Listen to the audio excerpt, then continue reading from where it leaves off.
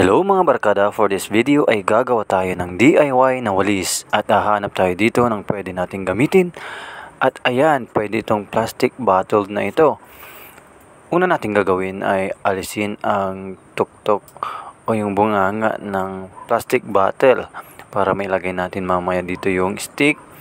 At gagamit tayo ng gunting upang sa ganon ay maging pantay ang paggupit at hindi siya liko-liko. At kung natapos na natin yung sa taas ay isunod naman natin itong sa may ibaba ng plastic bottle. Alisin din natin ito upang sa ganun ay gamitin natin para sa paggupit mamaya. Itong ginagawa natin na mga barkada ay nakakatulong tayo sa ating environment na kung saan ay naliles yung ating basura, lalong-lalo na sa mga ganitong plastic bottle na ito. So, pwede tayong makatulong sa pamamagitan ng pagre-recycle. So, gupitin natin ng parang ganito guys, yung ating plastic bottle.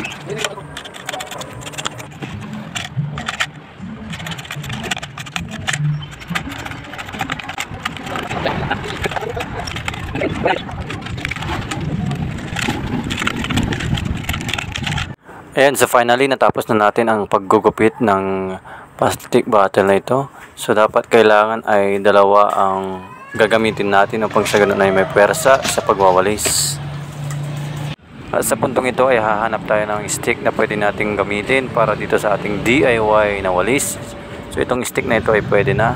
So gagamit din tayo ng ganitong uri ng pako para mailag na talaga. So dyan po nakikita nyo mga barkada ay wala tayong martilyo, so gumamit tayo ng pako. So parang nahirapan kasi tayo, hinahanap ko yung martilyo ay wala naman dito. Siyempre gumawa tayo ng paraan para may pukpok itong pako dito sa ating DIY na walis. So gawin nyo rin ito sa inyong bahay mga barkada upang sa ganun ay pwede tayo makatulong sa environment natin, lalo ngayon sa issue ng pagbaha. Ayan, so pwede na natin gamitin ito. So subukan natin. Ayan, so naging effective na din dito sa ating kwarto. At itry din natin mamaya sa labas. Ayan, so pwede na rin. At syempre ang kaya lang itong walisin ay yung mga tuyong dahon. Basta hindi siya basa ay mawawalis niya itong ginawa nating DIY na walis. So maraming salamat sa panonood. Kung nagustuhan nyo ay paki-like, share at mag-comment na rin para sa ating suporta. Maraming salamat and God bless.